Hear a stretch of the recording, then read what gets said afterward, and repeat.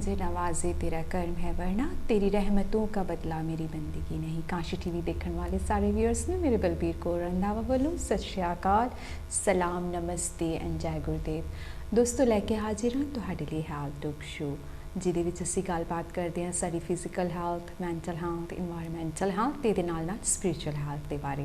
तो खास गैसट साडे नाल आते हैं जो गलबात करते हैं एक खास मुद्दे ते हैल्थ ते सानू अवेयरनैस इनफॉर्मेशन दिंदे ने उस स्पैशल टॉपिक के बारे। साडे काफ़ी जिहड़े व्यूअर्स सीगे वो जानना चाहते सी कि वॉइस बॉक्स के बारे, आवाज़ जिहड़ी हैगी साडी किस तरीके दे नाल असीं बैटर कर सकते हैं या की कंसर्न सानू अपनी आवाज़ नूं लैके हैगा तो ये असी की इंप्रूवमेंट अगर घर होईए तो असी किस तरीके दे नाल अपनी आवाज़ बैटर कर सकते हैं कि सानू डिफिकल्टियाँ आंदियां हैगियां तो अगर कोई इहो जिहा डॉक्टर असी लैके आईए जो साडी जिहड़ी प्रॉब्लम हैगी है इनू आसान करन दे विच साडी मदद कर सकते हैं या सानू साइन पोस्ट कर सकते हैं होर जिहड़ी फैसिलिटीज अवेलेबल है थ्रू NHS ताकि जिहड़ी आवाज़ के बारे सानू होर जानकारी मिले, वॉइस के बारे जिहड़े वॉइस डिसऑर्डर होंदे ने उन्हां दे बारे तो रिलेटिड इशू जिहड़े हैगे आ वॉइस दे नाल उन्हां दे बारे सानू कोई जानकारी मिले। स्पैशली जिहड़े सिंगर्स ने या जिहड़े स्टेज शोज़ वगैरह करते हैं जिन्हां दा कंटैक्ट जिहड़ा हैगा वॉइस दे नाल ज़्यादा हुंदा है उन्हां भी जानकारी चाहिए सी। सो दिस इनफॉर्मेशन आज दे हेल्थ टॉक शो विच साडे कोल काफ़ी इहो जी इनफॉर्मेशन है जो रिलेटेड टू सिंगर भी है एंड नॉर्मल डे जिहड़े काफ़ी लोग जिहड़ी चीज़ां तो सफ़र करते हैं वॉइस करके उन्हां दे बारे भी असीं इनफॉर्मेशन शेयर करांगे। बट इस तो पहला दस दिए कि मेन एरिया जिहड़ा वॉइस कवर डिसऑर्डर्स के नाल रिलेटेड होंदा ENT होंदा है जिहदे करके असीं साडे स्पैशल गैसट जिहड़े हैगे हैं शशि जी उन्होंने इनवाइट किया काशी टीवी ते ताकि सानू ज़्यादा तो ज़्यादा इनफॉर्मेशन ENT के बारे पता लगे कि यह की चीज़ है ENT होंदा की हैगा ते इहदे विच की एरियाज कवर किए जाते हैं तो इन्हों असी किद्दां डील कर सकते हैं। सो वॉइस जिहड़ा मेन एरिया हैगा ENT दे विच कवर होंदा है तो ये साडे स्पैशल गैसट स्पैशलाइज्ड इन ENT दे विच शशि जी साडा साथ देंगे काशी टीवी के माध्यम तो जानकारी तुहानू देंगे तो असी इन्हां दा स्वागत करते हैं अपने काशी टीवी ते। Thank you so much Shashi ji यहाँ पर आने का आपका बहुत बहुत शुक्रिया। थैंक यू जी, नमस्ते, thank you very much Balbir. और काशी टीवी का मैं बहुत आभारी हूँ। पिछले बार भी मैं आया था यहाँ पे 2 बार पहले, तो इस बार फिर से मुझे बुलाने के लिए मुझे बहुत खुशी है और मैं उम्मीद करता हूँ कि अपनी जो आज मैं कहना चाहूँगा तो उससे हमारे व्यूअर्स को काफ़ी नॉलेज और प्रोत्साहन मिलेगा। Thank you so much Shashi ji. आप 2 बार ही पहले आए और आपके प्रोग्राम को बहुत पसंद किया गया एंड जिनसे आपके प्रोग्राम है उसमें आप एक सिंपल तरीके से इंफॉर्मेशन देते हैं जो कि everybody can understand. As a specialist आप ENT के स्पेशलिस्ट हैं और लोग चाहते हैं कि आप रेगुलर आएँ। तो अब रिसेंटली हमारे साथ और भी आपके शो होंगे जिनमें आप ENT के बारे में हमें एक्सप्लोरली बता सकते हैं कि ENT होता क्या है और इसमें और कौन कौन सी चीज़ें as according to our viewers जो उनसे उनके जो भी पॉइंट व्यू होंगे या वो जिस चीज़ के बारे में इंफॉर्मेशन लेना चाहते हैं उसके बारे में आप बताते रहेंगे। तो सबसे पहले मैं जानना चाहूँगी थोड़ा सा आपके बारे में, आप क्या करते हैं और ये करियर आपने क्यों चूज़ किया, स्टार्टिंग विद दैट। या तो मैं सबसे पहले कहना चाहता हूँ कि हालांकि इसमें इट्स ऑब्वियस कान नाक गले का है, ENT मीन्स कान नाक गला, लेकिन इसमें एक और हिस्सा भी है, एक हेड एंड नेक सर्जरी, तो गर्दन और जो चेहरे का इसका भी सर्जरी शामिल है इसमें। और ये it's a very exciting speciality है। बहुत उत्सुक हूँ इसके लिए क्योंकि हम इमरजेंसी और इलेक्टिव कंडीशंस इसमें देखते हैं। जो भी मरीज़ A&E में आते हैं और फिर रूटीन आउट पेशेंट्स में आते हैं और फिर उनका ऑपरेशन भी होता है, तो this is why it is good. और आपने जो पूछा कि मैं क्यों ENT चूज़ किया, तो इसके लिए मैं कई दशकों पहले क्या हुआ था, मेरे MBBS ख़त्म होने के बाद मेरे पास 2 चॉइसेस थे। तो सबसे पहले फर्स्ट चॉइस नंबर 1 था ऑर्थोपेडिक्स और वो हड्डियों का, और दूसरा स्पेशलिटी था ENT। तो उस समय मुझे उतना नहीं पता था कि ENT में होता क्या था, तो मैं लोगों से बातचीत करना लगा। अपने 2 साल सीनियर जो हमारा मेडिकल कॉलेज में, उससे भी पूछा तो उन्होंने कहा कि आप देख लीजिए ट्रेडिशनली इसमें इट्स पस इन द ईयर, पस इन द नोज एंड पस इन द थ्रोट। तो लेकिन जब मैंने चेक किया वर्ल्ड लिटरेचर में तो उसमें लगा कि इतने बहुत सारी चीज़ें हैं इसमें, या राइट फ्रॉम कंजेनिटल यानी जो पैदाइश कोई बीमारी हो या फिर एक्वायर्ड जो बाद में आता है एडल्ट्स में, तो बच्चों से लेकर बुज़ुर्गों तक सारे डिजीज़ का इलाज होता है हमारे स्पेशलिटी में। तो कुछ 2-3 बरस पहले ऐसा हुआ कि मेरे आउट पेशेंट डिपार्टमेंट में सबसे पहला मरीज़ उसका 5 महीने का था।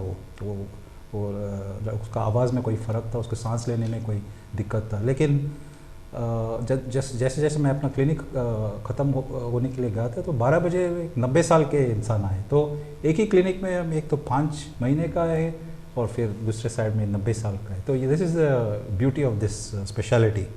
तो what they say is it is good from paediatric to geriatric जैसे हम बोलते हैं। एंड इसमें मेडिकल और सर्जिकल दोनों भी है। लाइक फॉर एग्जांपल आप हार्ट डिजीज़ के बारे में देख लीजिए तो जो मेडिसिन का इलाज है वो कार्डियोलॉजिस्ट करते हैं, और सर्जरी करते हैं तो कार्डियोथोरैसिक सर्जरी बोलते हैं, कार्डियक सर्जन। न्यूरोलॉजी में कहेंगे तो नर्व न्यूरोलॉजिस्ट हैं जो सिर्फ नस के बारे में वो दवाइयाँ देते हैं। उसके अदर एंड में है न्यूरो सर्जन जो ऑपरेशन करते हैं। सिमिलरली पीडियाट्रिक डिजीज़ में पीडियाट्रिशियन है और फिर पीडियाट्रिक सर्जरी है। लेकिन ईएनटी ऐसा है, यहाँ पे आप मेडिसिन भी कर सकते हैं और सर्जरी भी कर सकते हैं, दोनों।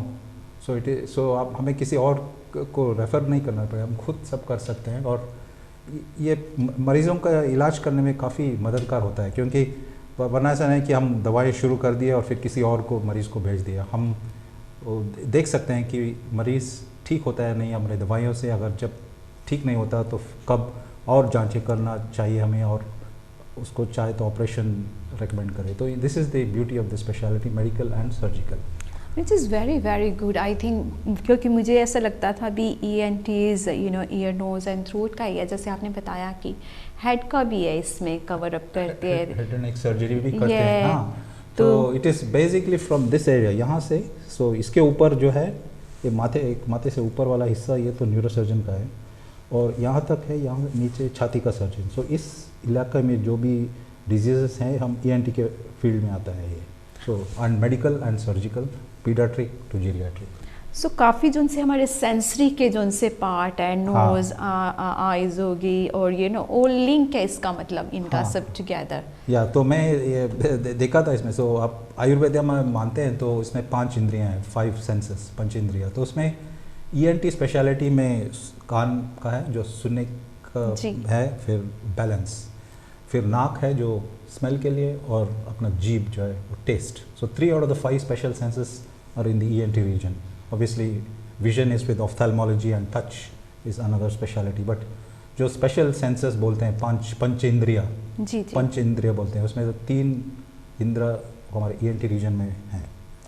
और एक और बात इस स्पेशलिटी के बारे में है कि हम जब कोई मरीज़ हो तो हम उनका एग्जामिनेशन को, जैसे उनको जांच पड़ताल करते हैं, वो तो अलग अलग रीत से करते हैं। तो सबसे पहले कोई मरीज़ आपके सामने बैठता है तो उससे हम क्वेश्चन पूछते हैं कि आपको क्या तकलीफ़ है, तो देखते हैं, फिर आंखों से देख लेते हैं, फिर अपने हाथ से छू लेते हैं, उसके बाद हेडलाइट लगाते हैं, उसके बाद दूरबीन है जो रिजिड और फ्लेक्सिबल, जो रिजिड ऐसा रहता है और फिर फ्लेक्सिबल जो अंदर ऊपर नीचे साइड में को जा सकता है, फिर माइक्रोस्कोप से यूज़ कर सकते हैं, फिर लेज़र है इसमें, रोबोटिक है इसमें, इमेज एनहांसमेंट और आर्टिफिशियल इंटेलिजेंस। सो इन सब चीज़ें हैं हमारी ENT स्पेशलिटी में। सो काफ़ी विस्तार है और काफ़ी प्रगति हो रहा है इस स्पेशलिटी में, और प्रगतिशील स्पेशलिटी कहा जा सकता है मेडिसिन में। और एक बात ये कहना चाहता हूँ, ये जो एक कान नाक गले का है, तो हमारे जो शरीर में है उसमें कहते हैं कि 7 छेद हैं, वो 7 छेद में से 5 छेद तो ENT एरिया में है। तो 2 कान, 2 नाक और 1 मुंह, सो 5 छेद हमारे स्पेशलिटी में है। तो ये कभी कभी दिक्कत भी हो सकता है इसके लिए, क्योंकि बच्चे हैं तो कुछ ना कोई देखा तो कान के अंदर, नाक के अंदर, मुंह के अंदर कुछ ना कुछ डालते हैं, क्योंकि सब कुछ इधर आसान में रहता है। But what is more important कि एक इंग्लिश में एक सेइंग है, so the ENT surgeon is able to do the painting and decorating of the hall, of the staircase, of the landing, of the living room and the bedroom through the post box. हमारे क्योंकि हम इन 5 छेदों से हम ये सारे instruments लगाते हैं, दूरबीन डालते हैं, उसके मदद से हम ऑपरेशन करते हैं। तो that's what is meant that you are doing this natural opening surgery, so through the natural openings without making a cut. So this is जो really कि बहुत ही जैसे इंडोस्कोपी वगैरह जैसे स्कोप्स के ज़रिए से आप करते हैं, विच इज़ वेरी गुड, क्योंकि एक ज़माना था जब कट कर और ये किया जाता, अब दूरबीन लगा कर ईजिली एक्सेस कर सकते हैं. And this is so good कि यू नो काफ़ी आपकी रिकवरी जो उनसे है, जो उनसे आप देख सकते हैं एक तरीका 3 जो उनसे आपने बताया मेन एरिया से काफ़ी काफ़ी नॉलेज पता लग जाता है भी ये हो रहा है. लेकिन पहले फॉर एग्जांपल अभी ये वॉइस बॉक्स जो है उसके अंदर ऑपरेशन करना है तो पहले ज़माने में लोग यहाँ पे कट करते थे, लेकिन अभी मुंह के ज़रिए एक इंस्ट्रूमेंट दूरबीन से की मदद से हम लेज़र ऑपरेशन कर सकते हैं, रोबोटिक ऑपरेशन कर सकते हैं. नाक के ज़रिए हम सर तक जा सकते हैं. एंटीरियर जो पिट्यूटरी का ट्यूमर है इधर फ्रंटल इस साइड में, तो पहले ये न्यूरोसर्जन इस जगह पे कट करते थे, जैसे अपने बाल सब निकाल के सब शेविंग करके फिर यहाँ से एक कान से यहाँ एक कान तक एक लंबा कट मार करते थे और उसके ऊपर एक किताब को खोले जैसे पूरा सर को ऐसे खोल के अंदर जाते हैं. लेकिन अभी इसकी ज़रूरत नहीं है. काफ़ी सारे स्पेशलिस्ट इंस्ट्रूमेंट्स हैं, माइक्रोस्कोप और एंडोस्कोप हम नाक के ज़रिए डाल के इधर स्कल तक जा सकते हैं. उसी तरफ हम कान से यहाँ साइड में जो स्कल है वो middle part of the brain जो बोलते हैं, तो वहाँ वो उसका ऑपरेशन हम कान के ज़रिए कर सकते हैं without making a cut. And उसमें हीलिंग कितनी जल्दी है, नो प्रोसेस इतना, क्योंकि पहले टांके लगते थे, स्टिचेस लगते थे, अब हीलिंग कुछ भी इतनी करने की ज़रूरत नहीं है, which is so good. Which is good actually because that's what they are advocating. अभी फॉर अपेंडिक्स का ऑपरेशन हो या ये गॉल ब्लैडर का ऑपरेशन, पहले सब ज़माने में सब कट करते थे, लेकिन अभी वो लैप्रोस्कोपी करते हैं. लेकिन उसमें क्या है कि भगवान का दिया हुआ है कोई छेद नहीं है, क्योंकि उसमें हम आर्टिफिशियली छेद करना पड़ता है. लेकिन यहाँ पे सब है 5 छेद, तो जब भी कोई भी पैदा होता है उनके पास 5 छेद हैं, तो उसके ज़रिए ऑपरेशन कर सकते हैं. इट्स अ नेचुरल क्रिएशन जो सी है ना, उसने हमें कुछ ऐसे बेस्ट क्योर बनाई है कि कोई ऑपरेशन करने की ज़रूरत नहीं है. राइट वे ये कि एक्सपर्ट होना चाहिए जिसे पता है, यू नो तभी कहते हैं जो उनसे डॉक्टर हैं भगवान के समान होते हैं, क्योंकि वो हमारी बॉडी को जिस तरीके से उन्होंने लर्न किया है, उनको पता था भी यहाँ पर छेद है, ऐसे डालकर स्कोपी से हम देख सकते हैं. नहीं तो एज ए नॉर्मल अभी तक लोगों के ऑपरेशन हो रहे होते और बड़े बड़े कट हो रहे होते. ये तो साइंटिस्टिक वे है जिससे हमें यू नो इतनी बड़ी सुविधा मिली है, एंड हीलिंग प्रोसेस भी बहुत जल्दी होता है. तो डॉक्टर साहब मैं जानना चाहूँगी ENT में आप कौन से स्पेशल जिनसे हैं आपसे लोग मिलने आते हैं, जिनसे पेशेंट है, किस तरीके के पेशेंट से आप डील करते हैं ENT में, और हेड एंड नेक इस पे तो हेड एंड नेक में हालांकि मैंने कहा कि अभी ENT काफ़ी एक विस्तृत स्पेशलिटी है, लेकिन हम सबका स्पेशलाइजेशन तो कहते हैं कि जैसे जैसे हम सीनियर होते हैं तो हम we know more and more about less and less. तो मेरा खासकर जो स्पेशलिटी है ये वॉइस प्रॉब्लम का है, आवाज़ के बारे में, खाने निकलने के बारे में, सांस लेने की तकलीफ़, और किसी को ये सलाइवरी ग्लैंड जो बोलते हैं तो उसका भी एक्चुअली पहले अपने चेहरे से एक बड़ा कट करके ऑपरेशन करना पड़ता है, लेकिन अभी एक दूरबीन से करते हैं. 1.6 मिलीमीटर साइज़ का दूरबीन है जो हम नाक के नीचे वाला एक हिस्सा में एक छेद है उसके ज़रिए ऑपरेशन करना है, उसको सैलिवरी ग्लैंड जो बोलते हैं. इस एक किस्म के पेशेंट्स को मैं देखता हूँ. फिर स्लीप डिसऑर्डर्स के पेशेंट को देखता हूँ, उसको स्नोरिंग और ऑब्स्ट्रक्टिव स्लीप एपनिया जो बोलते हैं, जो नॉट जस्ट स्नोरिंग, क्या होता है कि उनका सांस रुक जाता है रात को. सो दिस इज़ रियली सीरियस, क्योंकि ऑब्स्ट्रक्टिव स्लीप एपनिया शायद व्यूअर्स ने सुना होगा. तो ऑब्स्ट्रक्टिव स्लीप एपनिया से साइड इफ़ेक्ट्स है, लंग प्रॉब्लम्स हो सकता है, हाइपरटेंशन, डायबिटीज़, ये सब बीमारियां होती है. तो इसके बारे में भी मैं इलाज करता हूँ अपना स्पेशलिटी में. फिर हमारा फिर दूसरा मल्टीडिसिप्लिनरी टीम जो है वो उसमें क्या करते हैं, हम खांसी के बारे में देखते हैं, सो कॉफ, क्रॉनिक कॉफ. फिर एक बीमारी है इंड्यूसिबल लैरिंजियल ऑब्स्ट्रक्शन. तो क्या होता है, लोग कुछ एक्सरसाइज करते हैं तो सांस फूल जाता है उनका. तो पहले ज़माने में लोग सिर्फ उसको आस्मा की दवाइयाँ देते थे, लेकिन अभी पता लग गया कि ये is not asthma, it is actually something called laryngeal obstruction. कि क्या होता है, अंदर का वो जो आवाज़ की पेटी है वो बंद हो जाता है. सो this is what is laryngeal obstruction. तो इस किस्म के बीमारी भी देखता हूँ. और फिर लैरिंजियल रिफ्लेक्स के बारे में देखता हूँ. फिर लैरिंजियल अपना स्पेशलिटी में जो मैं खास कर करता हूँ ये laser operation for early laryngeal cancers and throat cancers ये मैं करता हूँ। तो this are some of the things मैं देखता हूँ। फिर कोई लोग उनका क्या होता है कि एक स्कारिंग रहता है उसके आवाज़ की पेटी में और ये सांस की नली में, इसमें सब वो स्टेनोसिस जो बोलते हैं, वो ऐसे मरीज़ आते हैं जिनको उनका सांस फूल जाता है और वो कुछ एक्सरसाइज नहीं कर पाते हैं। तो ऐसे लोग भी मैं देखता हूँ अपने स्पेशलिटीज़ में और हेड एंड नेक सर्जरी में। और सस्पेक्टेड कैंसर पेशेंट्स आते हैं हमारे, अगर मुंह में कोई छाला हो या कोई लाल या सफ़ेद पैच वाला हो। लेकिन इसका तो मैं डायग्नोसिस करके मैं अपने जो कोलीग्स हैं, स्पेशलिस्ट कोलीग, ये मैक्सिलोफेशियल कोलीग्स, उनको मैं उन पेशेंट को रेफ़र करता हूँ। और फिर हम थायराइड के पेशेंट देखते हैं। तो थायराइड में स्वेलिंग आता है, तो थायराइड का जो इन्वेस्टिगेशंस करते हैं और उसका ऑपरेशन या दवाइयाँ से ठीक करना है, वो भी आता है, ये हेड एंड नेक सर्जरी जो बोलते हैं। और फिर ये लिम्फ नोड स्वेलिंग भी आता है इसमें। कई वजह से लिम्फ नोड स्वेलिंग हो सकता है, वो it's could be other benign या कोई मैलिग्नेंट ट्यूमर, तो इसका भी आता है इस हमारा नेक सर्जरी में। वाओ, इतने एरियाज कवर करते हैं आप। आई मीन कि हमारे शो कम पड़ जाएंगे आपको बुलाने के लिए। नहीं, मैं तो सिर्फ जो इम्पोर्टेंट है अपने सोसाइटी के लिए उसी पे मैं कंसंट्रेट करूँगा। काफ़ी जो उनसे है ना, जैसे आपने बताया कि स्लीप एपनिया जो उनसे है उसका लिंक, जैसे डायबिटीज़, ये अब मुझे पता लगा कि ऐसे लिंक भी होते हैं कि sleep apnoea related to certain जो उनसे दूसरी कंडीशन होती है। एंड इसीलिए हम अवेयरनेस दे रहे हैं कि ये जो उनसे ENT जो उनसा एरिया बहुत ही स्पेशल एरिया है। एंड काफ़ी जो उनसे हमारे व्यूअर्स हैं उनको इस चीज़ की ज़रूरत है। एंड कई बार होता है कि हम अनगिली कर लेते हैं, थोड़ी सी चीज़ वो बढ़ जाती है। हम सोचते हैं कि चलो कोई नहीं, थोड़ा सा घर में ही इलाज कर लेते हैं, शुड बी ओके। बट ये जो उनसा हमारा टॉपिक है, यहाँ अवेयरनेस देने का मकसद यही है कि जो उनसे लोग हैं उनको और थोड़ा पता लगे ENT के बारे में। और जो उनसे ये चीज़ें हैं, जब तक हम इसका इलाज नहीं करते वो रिकवर नहीं होती है। बहुत ज़रूरी है कि स्पेशलिस्ट की अपॉइंटमेंट्स वगैरह स्पेशली जब आती हैं तो उनको भी अटेंड किया जाए। और आज जो उनसे है, हम वॉइस पर जो उनसे है वो बातचीत करेंगे। एंड फर्स्टली जो उनसे हमारे वॉइस प्रॉब्लम इन एडल्ट होती है, उसके बारे में हम बात करते हैं, क्योंकि आपके इतने एरिया है ना।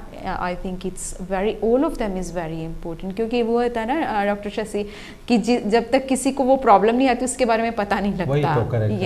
और जो उनसे हमारे व्यूअर्स हैं बेसिकली ज़्यादा जो उनसे देखते हैं TV वगैरह हमारा, उनको ये है कि वॉइस की बहुत ज़्यादा प्रॉब्लम है इस टाइम पर।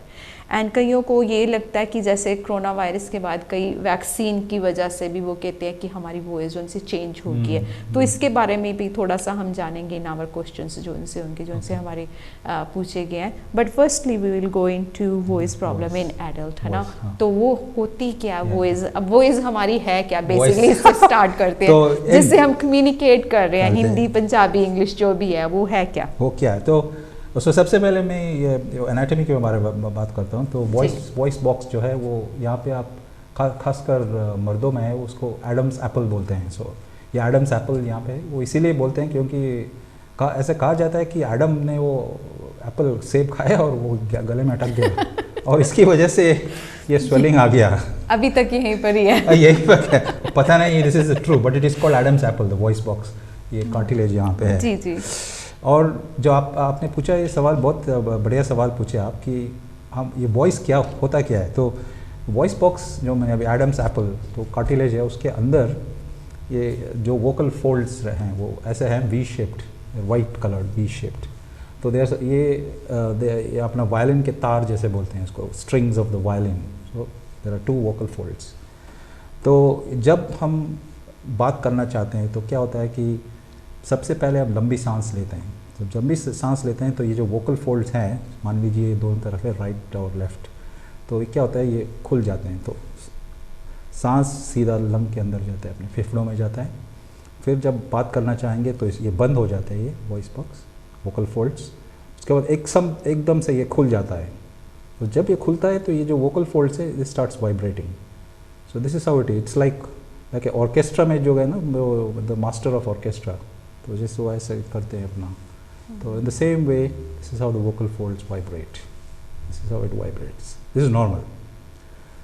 उसके बाद क्या आता है कि हमारे गले में, नाक में और मुंह के अंदर वी हैव रेजोनेंस, जो गूंजता है हमारा, जो हम आवाज़ प्रोड्यूस करते हैं वो गूंजता है। ये आवाज़ जो है वो बेसिक फ्रीक्वेंसी है इसका, जो मर्दों में it is between 90 and 155 hertz, 90 से 155 हर्ट्ज़ तक, और औरतों में 160 से 255 हर्ट्ज़। इसका मतलब ये क्या है कि 90 to 155 हर्ट्ज़, इट मीन्स एक सेकंड में ये जो वोकल फोल्ड्स है दे वाइब्रेट 90 to 155 टाइम्स पर second in males, and in females it vibrates 160 to 255 times per second. My God. Can you imagine this? मैं इसीलिए मैं बात बोलना चाहता हूँ क्योंकि जब हम आवाज़ के बारे में ज़्यादा जानते नहीं हैं तो हम जो भी हमारे पास है तो वह ऐसे ही है, तो we don't realise its value, लेकिन यू रियलाइज़ कि एक सेकेंड में 255 टाइम्स इट वाइब्रेट्स। तो अगर हम इसका सही प्रकार से उपयोग नहीं करेंगे तो हमारा आवाज़ बैठ जाता है। तो that's why it is important to know how the voice is produced, ताकि हमें इस बीमारी के बारे में पहचान सकें और प्रिवेंट कर सकें कि लोगों को किसी ये बीमारी ना हो। This is the main M. और इसमें एक किस्सा सुनाना चाहता हूँ। ये सन 1854 की बात है। तो एक म्यूज़िक का एक प्रोफेसर था, वो उसके पहले कोई वॉइस बॉक्स के अंदर देखे नहीं थे, तो उनको पता नहीं लग रहा था कि लोगों की आवाज़ क्यों इट इज़ डिफरेंट। तो उन्होंने क्या किया, जो नेचुरल लाइट है तो वो एक अपने कुछ मिरर, आर्टिफिशियल मिरर्स डाल के फिर वो अपना खुद का वॉइस बॉक्स उसने देखा सबसे पहले। और उस टाइम में सिर्फ समर और स्प्रिंग टाइम में हम देख सकते हैं क्योंकि तभी सनलाइट था, लेकिन उसके बाद आर्टिफिशियल लाइट की वजह से ऑटम और विंटर में भी लोग अंदर देखने लगे, और उसके बाद उनको पता लग गया कि लोगों के वॉइस प्रॉब्लम्स क्या क्या हैं, और जानकारी मिला, और इसकी वजह से लोगों को सही तरह से इलाज मिलने लगा। That is the importance about the history of this thing. It's very knowledgeable है ना, कि कैसे कैसे है ना कि लोगों ने रास्ते बनाए, जब उनको कोई दिक्कत परेशानी हुई तो then it started to happen, always happen है ना, कि हमें कोई परेशानी हो तभी हम करते हैं, नहीं तो वैसे नहीं। जैसे आपने इतनी बीमारियों के नाम बताए, लेकिन आई एम श्योर जो उनसे हमारे व्यूअर्स हैं उनको वो पता लगा होगी जिससे वो डील कर रहे हैं, तो straight away. And sorry to interrupt, मैं एक और चीज़ कहना चाहता हूँ। 16 April next week, 16 April is suppose to be the world voice day. तो दुनिया में आवाज़ का दिवस है ये तो जरूरी है मनाना। तो आवाज़ के बिना तो कोई नहीं। तो 16th of April, उन्होंने क्या कहा कि आप कुछ ऑडियो एल्बम रिकॉर्ड कर सकते हैं, कोई ख़ास बातचीत अपने रिश्तेदारों से, अपने कोई दोस्त के साथ, क्योंकि फ़ोटोग्राफ और वीडियो के तरह ये ऑडियो एल्बम भी, उसकी भी एक खासियत होता है। आई मीन ऑब्वियसली आजकल विजुअल भी है, लेकिन ऑडियो मतलब जो है वो अलग की बात है, इसीलिए आजकल भी रेडियो चलता है, नॉट जस्ट टेलीविज़न। सो मैं यही व्यूअर्स से कहना चाहता हूँ कि आप आगे के लिए अपने रिश्तेदारों या अपने दोस्तों से उनके यादों के लिए आप उनके आवाज़ का एक क्लिप रिकॉर्ड कीजिएगा, ताकि आप कई सालों के बाद सुन के आप अपना दिल भी बहल लीजिए। That's so nice message, I will say, in a way it's a message, I will say, क्योंकि जो उनसी आवाज़ है ना डॉक्टर शशि, कई बार लोग चले भी जाते हैं, उनकी आवाज़ स्टिल हमारे जहन में होती है, लेकिन as a to hear that कई बारी नहीं हो पाती। just the voice. I mean obviously video में भी वॉइस है, but then you have distraction of you edit it, you do photoshopping and all this, but और इसमें एक और बात है जो मैं अभी एक्चुअली जहाँ पे स्टूडियो के आने के रास्ते में मुझे ये मैं चेक किया ये, तो कहते हैं कि जस्ट लाइक द फेस और fingerprint, voice is also very unique. हर आदमी का आवाज़, इंसान का आवाज़ उसके लिए इट्स वेरी स्पेशल। तो वो किनारा का जो 1977 का एक गाना है जो आपको मुझे भी दिमाग में वही आ रहा था, घर याद आए, मेरी आवाज़ ही मेरी पहचान है। तो उस टाइम में भी उन्होंने इसको रिकग्नाइज करके गुलजार साहब अपने मूवी में इसके लफ्ज़ बनाए थे। और बात भी सही है आई थिंक, क्योंकि आवाज़ जैसे वर्क ऑन रेडियो, एक आवाज़ उनसे उसमें कोई देख नहीं रहा था, आपको, लेकिन जो उनसी आवाज़ है वो पीपल जब देखते हैं आपको, मैंने सुना है कहीं पर, ये नहीं कहते कि देखा है, आपको सुना है मैंने, which is totally different compare to TV. जब हम टीवी पर होते हैं तो एक आपका डिफरेंट एटमॉस्फेयर होता है कि आपके काफ़ी और चीज़ों पर ध्यान दिया जाता है, लेकिन एज ए रेडियो जो उनसा है वो एक एक पंजाबी में गाना भी है, दिल मेरा रब दा रेडियो। सो जो उनसा ये हार्ट है वो एक दिल की तरह, रेडियो की जो उनसी आवाज़ है इट्स अमेजिंग। टीवी पर तो है ही, बट वो उसमें थोड़ी डिस्ट्रैक्शन, जैसे आपने बताया कि डिस्ट्रैक्शन हो जाती है। एंड आई थिंक ये बहुत बड़ा मैसेज है हमारे जो उनसे व्यूअर्स हैं उनके लिए भी, आवाज़ अपनी ज़रूर रिकॉर्ड करके छोड़ें। तो आने वाले टाइम में कि आवाज़ जिनसे, मेरी आवाज़ ही पहचान है मेरी। This is a lovely message. और आप क्या कहना चाहेंगे कि जो उनसी वॉइस डिसऑर्डर जो उनसे होते हैं वो कौन कौन से आपके फील्ड में देखने में आते हैं डॉक्टर साहब? हाँ, तो वॉइस के कई सारे वजह हैं। मैं ये मल्टीडिसिप्लिनरी वॉइस क्लिनिक करता हूँ, जिसमें स्पीच थेरेपिस्ट भी हैं और हम स्पेशल कैमरा दूरबीन से अलग अलग किस्म की बीमारी का डायग्नोस कर सकते हैं। तो most common is vocal nodules जो बोलते हैं। तो ये जो वोकल फोल्ड्स मैंने बताया था, ये आप अभी मैंने कहा था कि it vibrates at such a high speed, तो उसकी वजह से क्या होता है, वो बार बार यूज़ करने से ये वोकल फोल्ड एक कम आपस में मिल जाते हैं। ऐसे जब मिलते हैं तो अगर ऐसे धीरे धीरे मिलते हैं तो कोई बात नहीं, लेकिन अगर बड़ी क्लैश हो जाता है ना, तब क्या होता है, यहाँ पे एक वो थिकनिंग जैसा बन जाता है, तो it's called vocal nodules. So it is seen in certain people. फिर वोकल नोड्यूल के अलावा एक है समथिंग वोकल पॉलिप। तो एकदम से आप कोई, अभी हम ये आवाज़ के बारे में बात कर रहे थे, कोई अनट्रेड सिंगर हो तो हाई पिच में गाना चाहते हैं, या किसी मैच में आप अपने टीम का सपोर्ट करते हैं, चिल्लाते हैं ज़्यादा, तो उससे क्या होता है, अंदर की जो खून की नली है वो टूट जाता है, उसकी वजह से वहाँ पे खून जमा हो जाता है और वोकल पॉलिप बन जाता है। तो this is another thing which I see. फिर आई ऑल्सो सी सिस्ट्स बोलते हैं, जो इसमें वो वोकल फोल्ड के ऊपर पानी रहता है, वो कभी कभी वोकल फोल्ड इडीमा जो बोलते हैं, वो पूरा वोकल फोल्ड सूज जाता है उसमें। एक और किस्म की बीमारी है vocal fold weakness.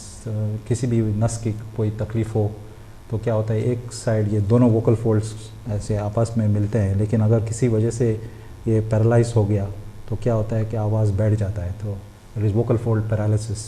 This vocal fold paralysis could भी कई सारी वजह से होते हैं, खासकर ये वायरल इन्फेक्शन की वजह से। अभी आपने बताया था कोविड-19 के बारे में, तो पहले भी ये लोगों को पता था कि viral infection is the most common cause of weakness, but 80% is because of this. लेकिन अभी कोविड के बाद हमको और जानकारी मिला कि वायरल इन्फेक्शन हो सकता है, लेकिन there is no definitive cause effect relation between कोविड-19 वैक्सीन एंड ये वोकल फोल्ड पैरालिसिस। बट कोविड-19 इन्फेक्शन जिनको हुआ है उनका गला बैठ जाता है। उनको लॉन्ग कोविड में जो लोग मैं देखता हूँ अपने क्लिनिक में, तो खांसी रहता है, उनको खाने में दिक्कत होता है, और आवाज़ भी परमानेंटली वो हस्कीनेस, होर्सनेस का रहता है उनको। तो that is because of the infection, not because of vaccination.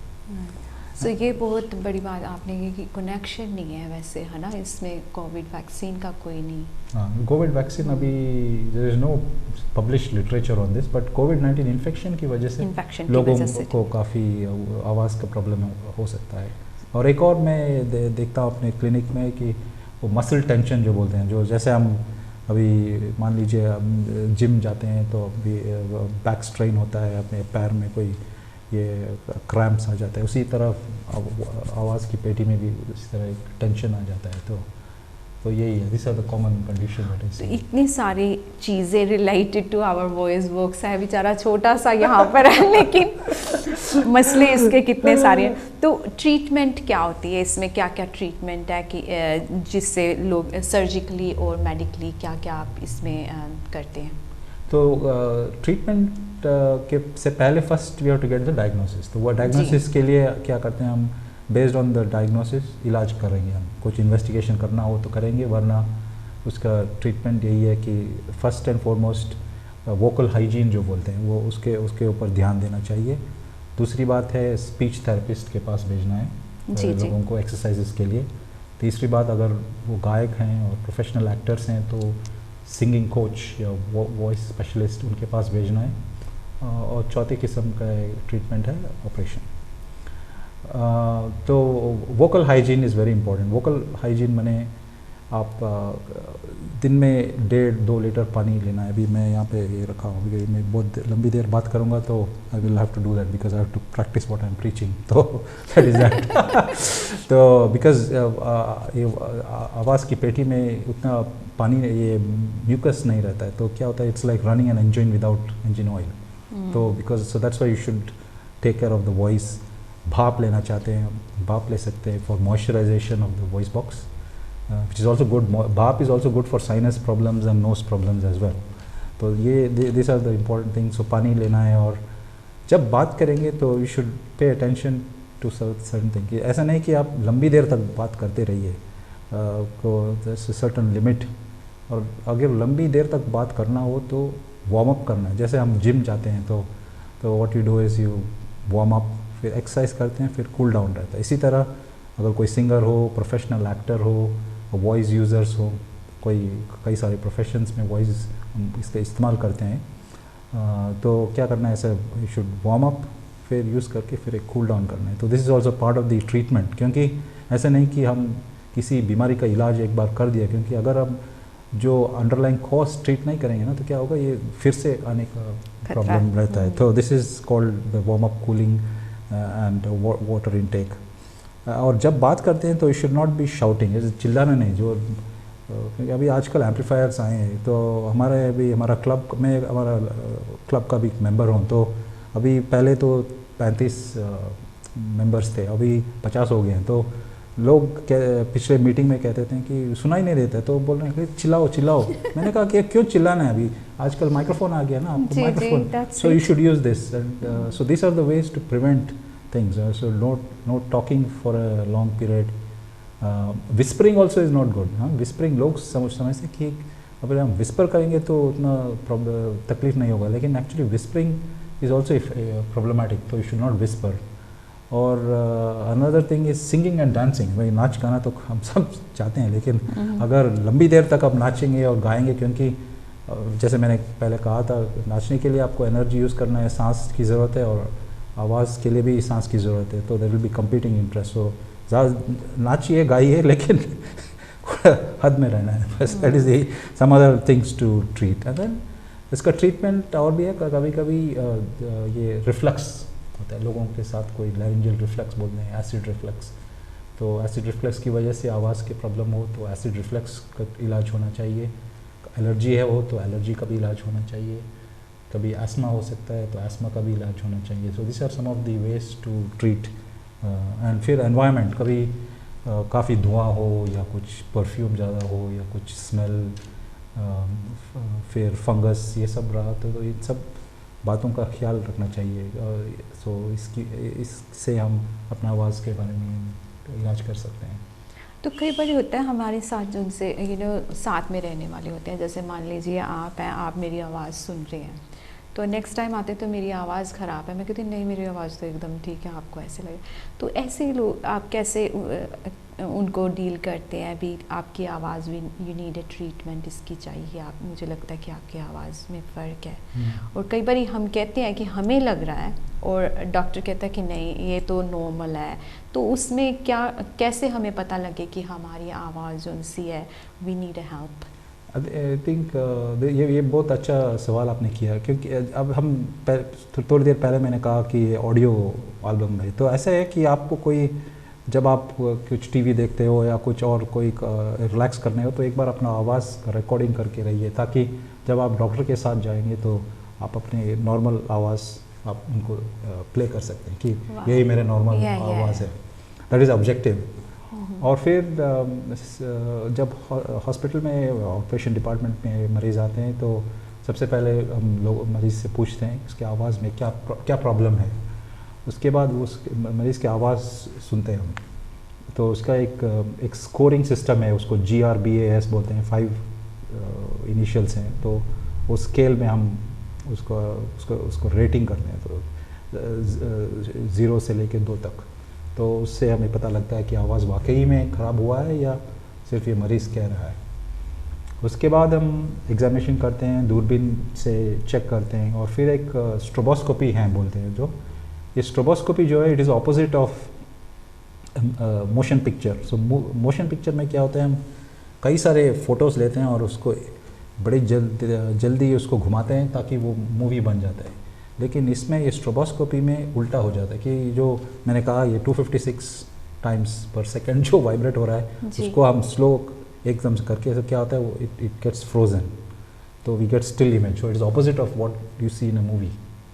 तो दैट्स व्हाट यू डू। उससे पता लगता है कि आवाज़ की पेटी जो है उसमें कोई तकलीफ़ है या नहीं, और इन सब चीज़ों से हमें पता लगता है कि वो हमें ज़्यादातर देते पेशेंट इज़ राइट होकर।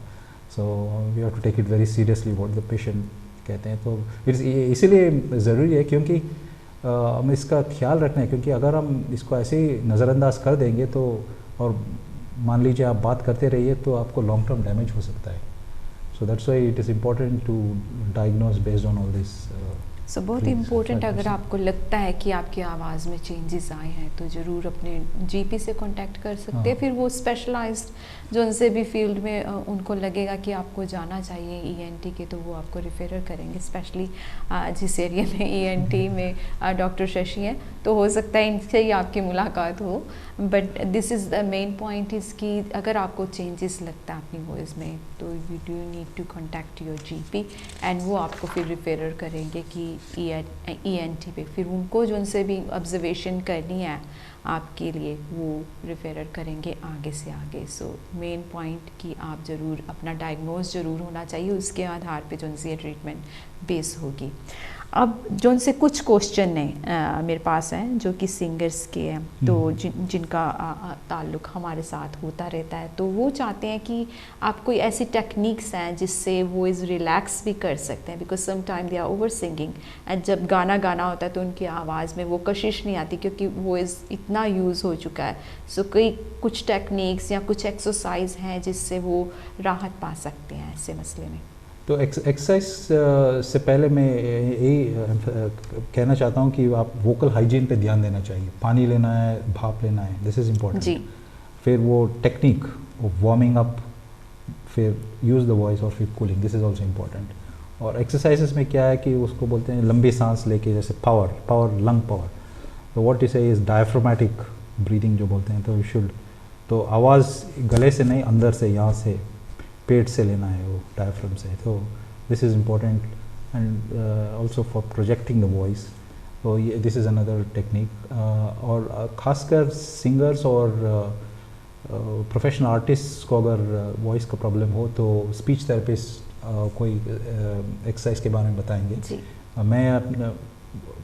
मेरे पास थोड़ा जानकारी है, लेकिन speech therapist is the best people to go to. तो वो कहेंगे कि कौन सा एक्सरसाइज उस पर्टिकुलर मरीज़ के लिए, कौन सा एक्सरसाइज उससे फ़ायदा होगा उनको। हाँ, लेकिन उससे पहले आप कैसा है कि नज़रअंदाज ना करें तुरंत आवाज़। वैसे तो सर्दी ज़ुकाम के बाद 2-3 हफ्ते के लिए तो आवाज़ बैठ ही जाता है, लेकिन अगर ज़्यादा देर, लंबी देर तक रहा, 3-4 हफ्ते तक रहा, तो फिर आप एक बार इसका चेकअप करना है क्लिनिक में, सब दूरबीन से जांच करके सब कुछ सही रहा, उसके बाद स्पीच थेरेपिस्ट जो कहेंगे वो एक्सरसाइज करना पड़ेगा। और कुछ रिलैक्सेशन एक्सरसाइजेस भी हैं जिससे मान लीजिए किसी को मसल टेंशन का प्रॉब्लम हो तो वो है, वो लाइक ब्लोइंग अ स्ट्रॉ बोलते हैं, तो एक तो that blow bubbles through the straw, this is one technique. And फिर there something called lip trill बोलते हैं, जो this are some of the techniques which ये जो स्पीच थेरेपिस्ट हैं वो बताएंगे कौन कौन से आवाज़ के टेक्निक्स रहेंगे। ये वो फिर रेगुलर होगा तो आहिस्ता आहिस्ता जो भी उनकी प्रॉब्लम।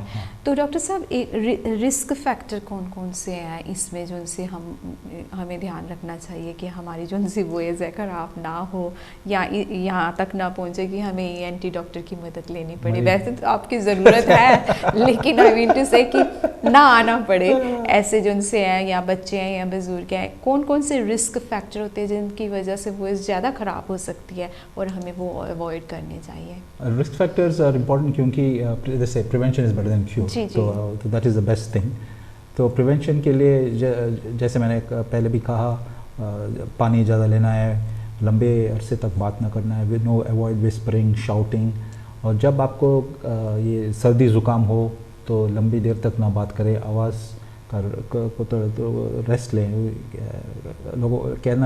लोग हमेशा बात करना चाहते हैं, अगर आवाज़ नहीं निकल रहा है तो वो चिल्लाने की कोशिश करते हैं, तो ये बहुत गलत बात है। और फिर दूसरी बात है ये माइक्रोफोन, जहाँ हो सके कई मीटिंग्स में और स्कूल में भी ऐसा है कि एम्पलीफायर नहीं यूज़ करते हैं। आजकल तो टेक्नोलॉजी बहुत सस्ता है, इजीली यू कैन गेट, तो यू शुड ऑफ शाउटिंग, तो इससे आप सबको कोई प्रोफेशनल वॉइस यूज़र्स हैं तो they have to tune the microphone to the correct amplitude for the audience. So this is another technique to avoid voice problems.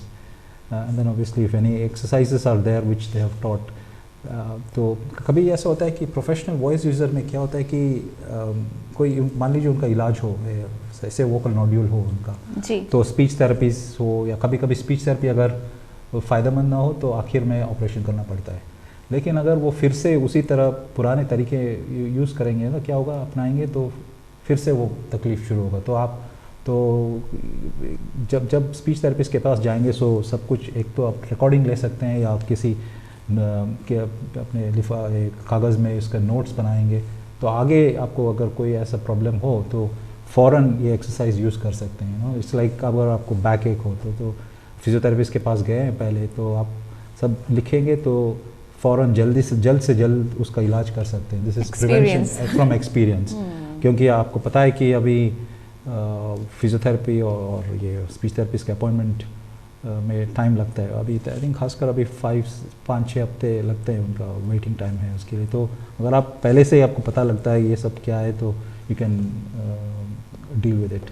और फिर एक वेबसाइट है ब्रिटिश वॉइस एसोसिएशन है, इनके पास ये अंग्रेज़ी में है, काफ़ी फ्री इंफॉर्मेशन लीफलेट्स कई किस्म के वॉइस प्रॉब्लम्स के बारे में, क्या क्या करना है, क्या नहीं करना चाहिए, किस तरह से आवाज़ को बरकरार रखना चाहिए और कौन कौन से सावधानियां बरतनी है, ये सब इसमें लिखे हैं। वेबसाइट में इजी PDF डॉक्यूमेंट है, उसको प्रिंट करके लोग इसका फ़ायदा उठा सकते हैं। It's is very good, because वो है कि पहले से प्रिवेंशन आप देख भी सकते हैं कि आपको किस चीज़ की ज़रूरत है। और मैं एक जो सी लाइफ स्टाइल है हमारा, डॉक्टर साहब कई बार होता है स्मोकिंग भी, अल्कोहल भी ऐसे कंज्यूम भी करते, तो उसमें क्या वो इसका कोई पड़ता है नुकसान? क्योंकि स्पेशली स्मोकिंग का सुना है कि धुएँ की वजह से कई बार होता है कुछ इफेक्ट वो इसको की स्मोकिंग से है। अल्कोहल का उतना नहीं जितना कि डिहाइड्रेशन, जो आप अगर लोग स्मोकिंग और अल्कोहल दोनों करते हैं तो क्या होता है कि लोग अभी मान लीजिए पब या रेस्टोरेंट में जाते हैं तो वहाँ पे ज़्यादा धुआं वगैरह रहता है, तो उसकी वजह से भी आवाज़ बैठ सकता है। तो this is another environmental factor. और कुछ परफ्यूम्स है, सेंट है, और किसी जगह में आप इंडस्ट्रीज़ के पास रहेंगे तो उसके इंडस्ट्रियल फ्यूम्स हैं, उसकी वजह से भी आवाज़ बैठ सकता है। तो इस सब का ख्याल रखना चाहिए। तो इसलिए जब मरीज़ को देखते हैं तो इन सब चीज़ों के बारे में पता होनी चाहिए, ताकि तभी हम पूरी तरह से इलाज कर सकेंगे हम, वरना बार बार ये वॉइस प्रॉब्लम हो सकता है लोगों को। तो आपके देखने में जैसे वॉइस प्रॉब्लम में ज़्यादा तौर कौन कौन से मरीज़ आपने डील किए हैं जो कि आपको लगे भी ये तो ज़्यादा चांसेस इसके ही हैं आजकल के जो सा अपना एटमॉस्फेयर या इन्वायरमेंट है, तो आपने ये लगता है अभी ये है, तो ऐसे कैसे ज़्यादा पेशेंट जो उनसे हैं वो आपने किस एरिया में डील किए हैं? मैं ज़्यादातर, मेरा एक स्पेशलिस्ट क्लिनिक है अभी, ये it's like a tertiary referral, so बाकी लोग सब ENT मेरे कॉलीग्स देखते हैं उनको, फिर इस क्लिनिक में भेजते हैं। तो सिंगर्स आते हैं इसमें, फिर वॉइस यूज़र्स आते हैं, और कोई लोग ऐसा है कि वो सर्दी ज़ुकाम जब हो तो लंबे अरसे तक वो अपना वॉइस ट्रेन करते हैं, तो उसकी वजह से डैमेज होता है। और कोई लोग ऑक्यूपेशनल भी हैं, teachers, call centre people, sales people, lawyers, doctors भी आते हैं इसमें, जो ज़्यादा बोलते हैं, जो भी ज़्यादा बोलते हैं या वो ज़्यादा यूज़ करते हैं। और अभी टेलीविज़न पे जो है, अब मीडिया में जो है, जो आप और वॉइस ओवर आर्टिस्ट हैं, ये जो ऐसे लोग हम देखते हैं, लेकिन मोस्ट ऑफ द टाइम ये आम लोग मैं देखता हूँ अपने क्लिनिक में। कभी वॉइस का प्रॉब्लम, ये प्रोफेशनल आर्टिस्ट और सिंगर्स भी आते हैं, but most of them are आम आदमी। तो ये क्योंकि वो सिर्फ अपना आवाज़ का कोई ख्याल नहीं करते हैं, फॉर एग्जांपल धुआं, ये अपना सिगरेट स्मोक करते हैं, काफ़ी धुआं रहता है जहाँ पे वो रहते हैं, और एसिड रिफ्लक्स उनका होता है, तो इन सब की वजह से आवाज़ के तकलीफ़ होता है उनको। तो ऐसे लोग मैं देखता हूँ। तो काफ़ी प्रोफेशनली भी आपके पास आते हैं, क्योंकि जब आप प्रोफेशनली काम कर रहे हैं सिंगिंग का या कुछ ऐसे कम्युनिकेशन के एरिया में, तो आपको जल्द पता लग जाता है कि मेरी आवाज़ में फ़र्क आ रहा है। लेकिन एज ए नॉर्मल पर्सन है तो आप कहते हैं कि ऐसे या फ्लू हो गया होगा या ये हो गया होगा, या आपको पता भी होता है कि इस कारण है, तो वो अनगिली कर लेते हैं जब तक कि इतनी ज़्यादा नहीं हो जाती कि डॉक्टर शशि की ज़रूरत पड़े। उन्होंने कहा कि एक स्टडी किया है कि सिंगर्स सबसे पहले, इसका आवाज़ में कोई फ़र्क हो तो सिंगर्स सबसे पहले उनको पता लगता है ये, उसके बाद प्रोफेशनल एक्टर्स, उसके बाद आम आदमी। तो so singers are very good at recognising, उनको पता लगता है कि वो आप सब प्रोग्राम के आरंभ में आपने पूछा था कि vocal nodule, so vocal nodule का सिम्टम्स क्या है। इनिशियली क्या होता है, वॉइस आवाज़ थोड़ा बैठा हुआ रहता है, फिर हायर नोट्स नहीं ले सकते आप, वो ऊंची आवाज़ में higher notes, higher pitch, higher octaves नहीं ले पाते हैं आप। कभी कभी एक पिच ब्रेक रहता है वो, और voice breaks which means you can't attain the higher notes. So this is another example. तो so you should be look out for all of this symptoms, तो नज़रअंदाज ना करेंगे आप। बट आई थिंक आम आदमी को मुश्किल रहता है, क्योंकि उनको पता नहीं लगता, वो सोचते हैं कि आवाज़ इज़ नॉर्मल, और इसमें खासकर मर्द एक्चुअली और भी देरी करते हैं। वो तो औरतें तो बड़ी जल्दी आते हैं क्लिनिक को, लेकिन मर्द और थोड़ा नज़रअंदाज करते हैं। और वॉइस में ये भी होता है ना, जब कहते भी उनका वॉइस बॉक्स ब्रेक होता है तो आवाज़ चेंज हो जाती है, तो उसमें भी कई बार होता होगा कि पता नहीं लगता भी कोई वॉइस की प्रॉब्लम है या क्योंकि चेंज हो रहा है। एज ए टीनेजर से मैच्योरिटी की तरफ जब लड़के आते हैं तो उनकी वॉइस बॉक्स में काफ़ी तब्दीली आती है, तो वो भी एक they probably ignore that is well, कि शायद हो सकता है कि सो उसमें क्या, प्यूबर्टी में the voice change, it goes from high pitch to low pitch. तो कभी कभी कुछ इवन मेल पेशेंट्स क्या होते हैं, उनका आवाज़ it's high pitch, it's like a falsetto, like that it will be. So I like that.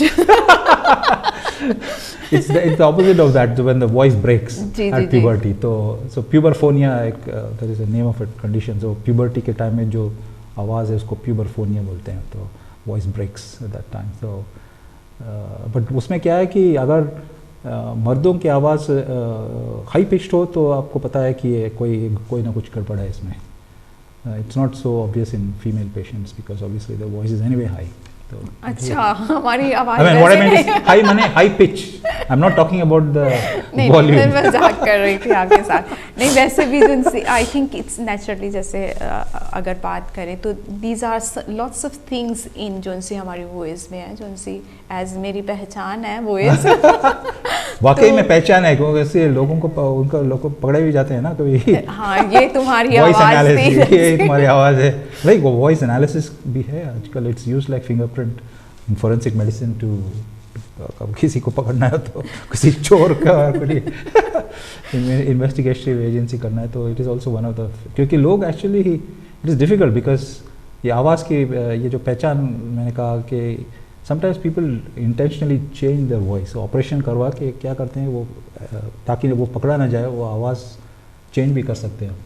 या जैसे हमने देखा, जैसे कई सिंगर हैं, जैसे हम अब सोनू निगम की बात करें, वो कितनी आवाज़ें निकाल लेते हैं, तो उनकी आवाज़ we know original voice is that, but कभी मोहम्मद रफ़ी या कुछ ऐसी आवाज़ कहीं निकाल लेते हैं, फिर जब भी ना पकड़े जाए तो आप इसकी आवाज़ निकाल लेते हैं। नहीं, फिर भी वॉइस एनालिसिस में एक मोडल फ्रीक्वेंसी जो बोलते हैं, so fingerprint like a fingerprint, it is वो दैट इज़ ऑलवेज देयर। आप कोई लोग हैं जैसे मैं इंडियन म्यूज़िक में एक एस जानकी बोलते हैं, वो साउथ इंडियन के प्लेबैक सिंगर, वो बच्चों जैसे भी गा सकती है और बुज़ुर्ग जैसे भी गा सकती है, तो बट उनके एक मॉडल, एक बेसल फ्रीक्वेंसी है, तो वो उससे पकड़ा जाता है कि ये कौन सा है। फिर भी आपकी है वॉइस में, everybody has their own unique voice, है ना, जो कि but you should look after the voice, that is important, क्योंकि इन द एनिमल किंगडम अभी कोई दूसरों कोई और नहीं गा सकता है बात, it's only it's unique to humans. Human जो से वो एनिमल्स की आवाज़ ज़रूर निकाल सकते हैं आई थिंक। तो doctor Shashi, any message for our viewers, आप उनको कोई मैसेज देना चाहेंगे before we finish the show? The message I want to give is कि ENT is a very exciting specialty. वो कहते हैं कि वूम से टूम तक, तो वो कहते हैं कि पहले से आखिरी सांस तक, तो दोनों पहले जब बच्चा पैदा होता है तो मुंह के ज़रिए सांस लेता है और आखिरी बार नाक के ज़रिए सांस लेता है. That is why ENT is very important. और अपना वॉइस के बारे में ख्याल रखिएगा. And the voice is important.